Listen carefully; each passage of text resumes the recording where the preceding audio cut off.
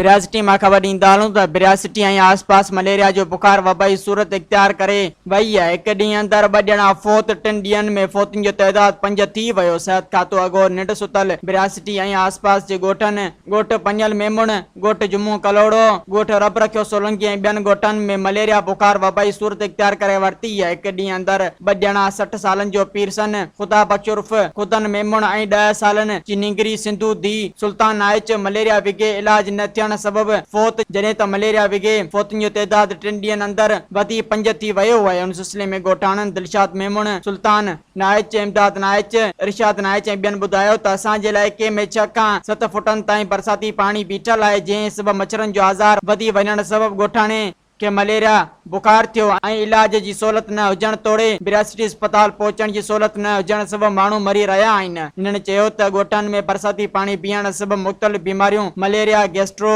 बुखार, ज़ुकाम समेत ॿियूं बीमारियूं वबा जी सूरत इख्तियार करे वरिती आहे। ॻोठाणनि सिहत खाते जे सूबाई वज़ीर ऐं ॿियनि वसा वारनि खां मुतालबो कंदे चयो त सिहत खाते जूं टीमूं मोकिले इंसानी जानियूं बचायूं वञनि। मज़ीद ख़बरनि ऐं तफ़सीलात लाइ विज़िट कयो असांजी वेबसाइट www.awamiNewsHD.com ऐं ॾिसंदा रहो अवामी न्यूज़ HD।